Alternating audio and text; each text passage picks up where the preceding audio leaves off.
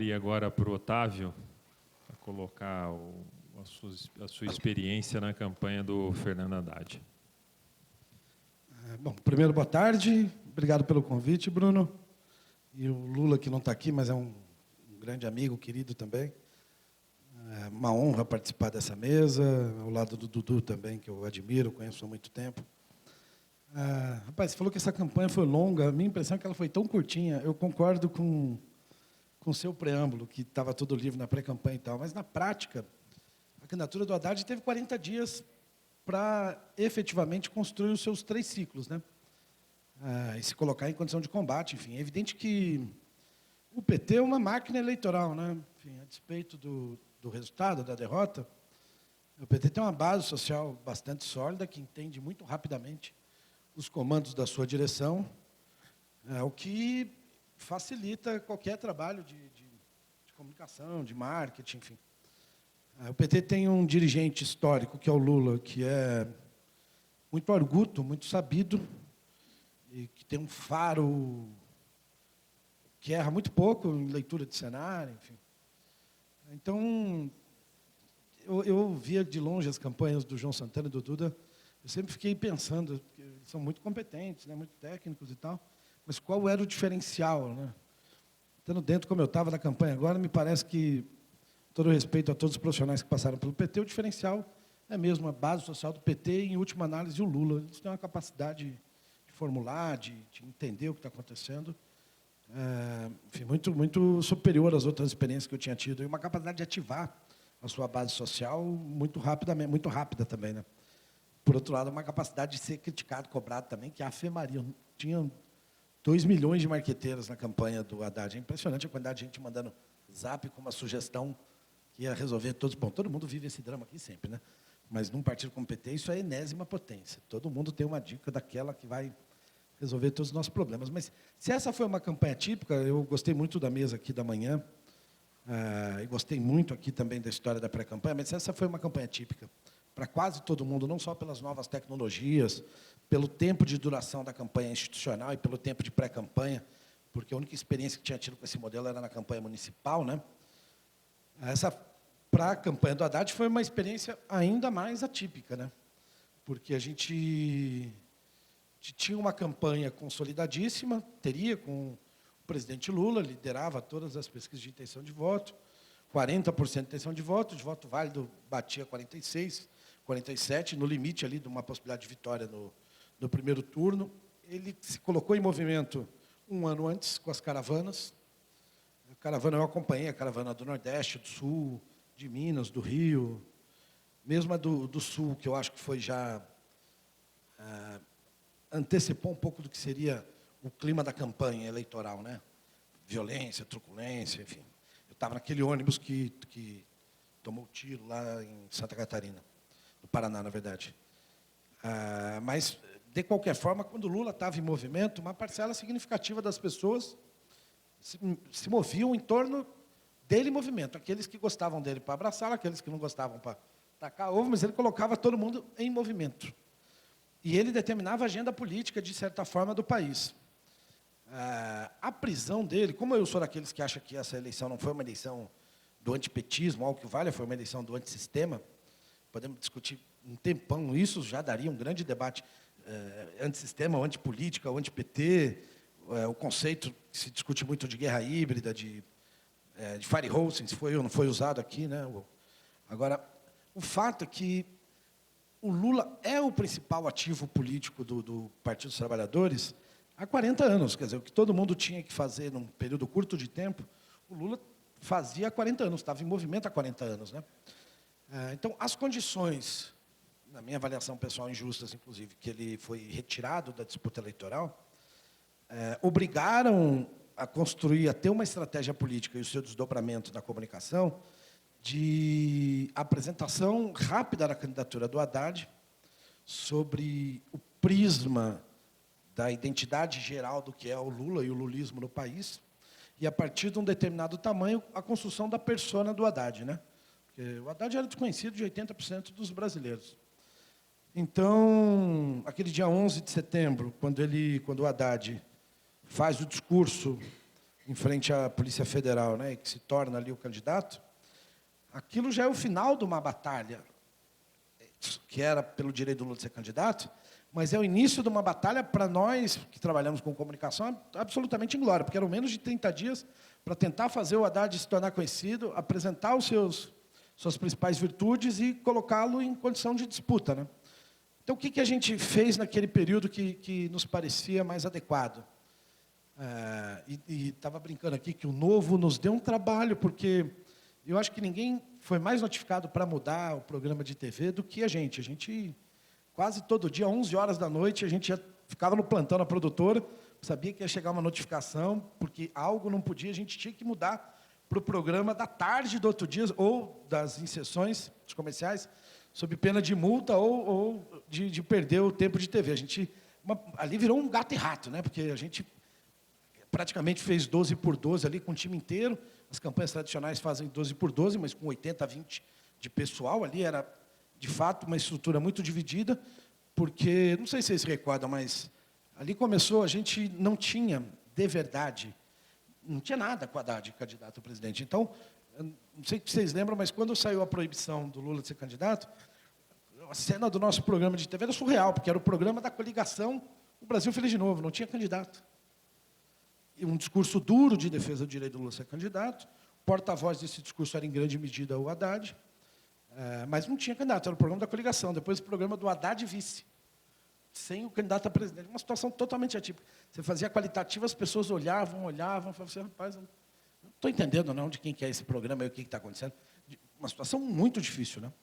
No período anterior, como o Lula não estava em movimento, tinha um debate grande, quando começou o horário eleitoral, se tinha ou não um estoque de coisas guardadas do Lula para ser usado na TV. Ficou claro para todo mundo que não tinha absolutamente nada. A gente usou coisas de arquivo, não tinha ele pedindo voto para o Haddad, nunca passou pela cabeça do PT um plano B de verdade. Então, teve que viabilizar a estratégia no decorrer do jogo, né? E este planejamento clássico que a gente faz de campanha eleitoral não se aplicou nesse caso, né? Porque você não tem um candidato falando. Então, a estratégia nossa era somos milhões de Lula. Então, a gente colocou no horário eleitoral, antes da mudança da candidatura, o povo falando. Com as limitações de lei, de um tanto que era de 25% só, fora de estúdio, você nem podia ter o apoio daquele seu João, do seu Pedro, da Dona Maria, que fala da sua candidatura. A derrota em São Paulo, da ação contra o Dória, que usava muito esse mecanismo, criou uma jurisprudência para amplificar um pouco essa interpretação do que foi a legislação sobre isso.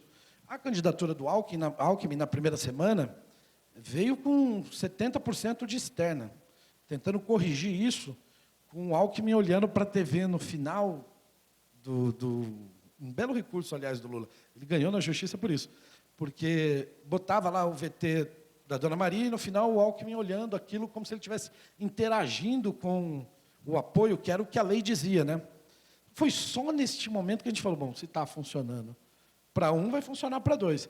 Aí, claro, a gente começou a colocar os personagens de Guariba, do Nordeste, os personagens do Sul-Sudeste, que compuseram a história do Somos Milhões de Lula, das pessoas emprestando a sua voz para falar em nome do presidente, já que ele não podia estar em ação. O que muda quando o Haddad assume a candidatura. Quando o Haddad vira o candidato a presidente, você tem a necessidade dele continuar sendo o candidato do Lula, por óbvio. Lula era o principal ativo eleitoral de toda a eleição, não só do PT. Mas daí tinha a obrigação também de começar aos poucos apresentando o Haddad para quem não o conhecia. Vou falar sobre isso no decorrer do debate aqui, mas me parece que uma parte das fake news que pegaram sobre ele era exatamente porque as pessoas conheciam um pouco ele, né? Difícil falar de uma fake news bizarra sobre Bolsonaro, porque primeiro que ele já tinha frases duras, fortes, enfim, sobre um monte de tema. Mas segundo que ele é deputado há 30 anos, né? Como disse aqui alguém na mesa anterior. E o Lula está em movimento há 40 anos. É mais difícil contra alguém que já é construído eleitoralmente você construir fake news, né? As surpresas eleitorais, principalmente de Minas e do Rio, se viabilizaram nos últimos dias, porque se viabilizasse um ano antes, iam apanhar também, como todas apanharam no ambiente digital. Mas, enfim, encerrando aqui, esta construção específica do Haddad estava sendo bem sucedida. Você tinha um cenário ali, um pouco antes do atentado contra a vida do Bolsonaro, de uma passagem quase olímpica do Haddad pelo Bolsonaro, os dois tecnicamente ali empatados com 27, mas o Haddad subindo e o Bolsonaro caindo, o Alckmin ameaçando reação, tinha passado um pouco o Ciro, isso eram os trackings de todo mundo, né? De todo mundo que estava fazendo pesquisa diária. E o Bolsonaro com uma rejeição na casa, todo mundo que não votava no Bolsonaro o rejeitava. 60% de rejeição para mais. O atentado foi, assim, não sei se o principal fato político da vitória do Bolsonaro, mas, sem dúvida, o principal fato político eleitoral. Eu lembro de uma frase que eu ouvi num grupo de qualitativa, de um senhor muito simples do interior do Ceará, dizendo: pobre nesse país é assim mesmo, quem gosta da gente, ou eles prendem, ou eles tentam matar. Meio que numa de Lula e Bolsonaro, em algum minuto, deu um baita de um frio na barriga, porque uma mistura de instinto de classe com desinformação que produziu, em alguma medida, esse voto. Você teve uma parte do voto clássico do lulismo, por óbvio, que foi para o Bolsonaro, senão ele não seria o vitorioso, né?